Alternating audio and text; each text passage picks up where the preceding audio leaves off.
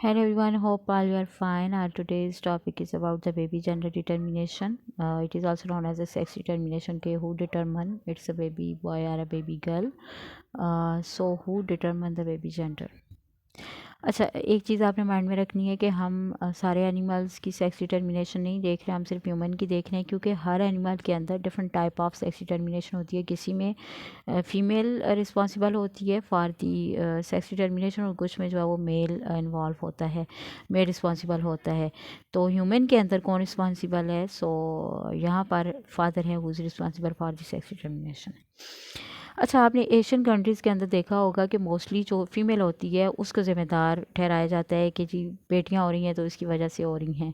तो जो सासें होती हैं वो कहने को मिल रही होती है कि हमने अपने बेटे की दूसरी शादी करवा देनी है, क्योंकि इसकी जो हैं वो इस वजह से बेटियां ही हो रही हैं। लेकिन एक्चुअली उनका अपना बेटा जो है वो रिस्पॉन्सिबल होता है इसके लिए। तो फिर उसको पकड़ना चाहिए कि भाई तुम्हारी बेटियां ही क्यों हो रही हैं, बेटा क्यों नहीं हो रहा। आई एम जस्ट किडिंग, ऐसा है नहीं एक्चुअली। फादर या मदर हो, कोई भी डायरेक्टली इन्वॉल्व नहीं होता, या जो है वो खुद डिसाइड नहीं करता कि बेटी होगी या बेटा होगा। It's a random process, fertilization, जो है वो बेबी गर्ल हो या बेबी बॉय हो, लेकिन जेनेटिकली जो है it's father who is responsible for the sex determination. अच्छा, अब हम देखते हैं कि कैसे। तो थोड़ी सी जेनेटिक्स जो है वो बिल्कुल डिटेल में स्टार्ट से देख लेते हैं कि किस तरह से है।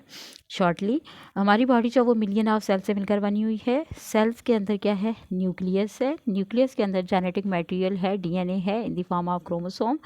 और इन क्रोमोसोम के अंदर हमारी बॉडी का पूरा डेटा जो है वो मौजूद है। There are 46 chromosomes in the form of 23 pair. 23 pair of chromosome present है। अब क्रोमोसोम जो हैं वो दो तरह के होते हैं। एक होते हैं ऑटोसोम्स। 22 पेयर जो होते हैं वो होते हैं ऑटोसोम्स के। इनको हम बॉडी के क्रोमोसोम्स भी कहते हैं, यानी बॉडी की जो जितनी भी डिटेल है, हेयर कलर है, आई कलर है, ब्लड टाइप है, स्किन टाइप है, स्किन का कलर है, ये सारा कुछ है, ये जितनी भी डिटेल है, जेनेटिक डिसऑर्डर्स की डिटेल है, ये सारी इन क्रोमोसोम के अंदर होगी। तो मेल हो या फीमेल हो, उनके अंदर जो है ये डबल डबल एक्स होंगे। एक पेयर होता है सबके अंदर आउट ऑफ 23 सेक्स क्रोमोसोम का। फीमेल के अंदर सारे, यानी उनके अंदर जो सेक्स क्रोमोसोम का पेयर होगा वो भी डबल एक्स क्रोमोसोम के साथ ही होगा। लेकिन जो मेल है उसके अंदर यहाँ पर वैरायटी होती है, यानी x type of chromosome, x और वाई, दो तरह के जो हैं इसके अंदर क्रोमोसोम पाए जाते हैं। अब हम देखते हैं कि किस तरह से जो है वो फादर रिस्पॉन्सिबल होगा। तो जब स्पर्मेटोजेनेसिस हो रही होती है तो उसमें जब स्पर्म बनता है, ये स्पर्म जो है वो दो तरह के बनेंगे। तो स्टार्ट में देखते हैं कि स्पर्मेटोजेनेसिस में क्या होगा। तो स्पर्म मदर सेल जो होता है उसके पास होते हैं 46 क्रोमोसोम। लेटर ऑन जब मियोसिस हो रही होती है स्पर्मेटोजेनेसिस में, तो जब स्पर्म की फॉर्म अटेन करेंगे सेल्स, तो उनके पास ये हाफ रह जाते हैं 23। दैट्स वाई हम कहते हैं कि जो हमारे पास जर्म सेल्स होते हैं वो हैप्लॉइड क्रोमोसोम के साथ होते हैं। सेम इस तरह से मदर के अंदर भी होगा। मदर के अंदर जब मियोसिस होगी, oogenesis का प्रोसेस होगा। सो oogenesis में जब मियोसिस होगी तो जो लास्टली ओवम बनेगा वो 23 क्रोमोसोम के साथ बनेगा। जब फर्टिलाइजेशन होगी तो अ, फिर यहाँ पर जाइगोट जो उसके पास क्रोमोसोम जो वो डिप्लाइड हो जाएंगे, यानी 23 क्रोमोसोम ये अपनी फादर से लेगा और 23 क्रोमोसोम अपनी मदर से लेगा।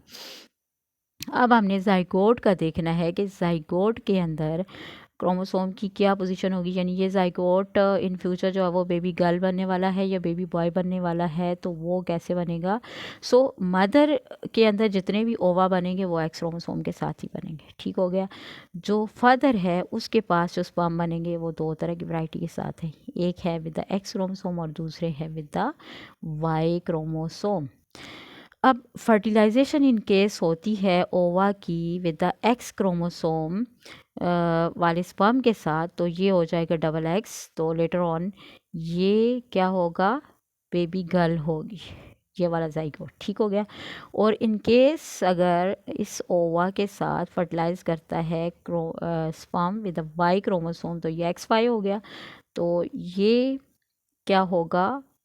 ये होगा baby boy. It means father is responsible for the baby girl or the baby boy. This was all about the sex determination.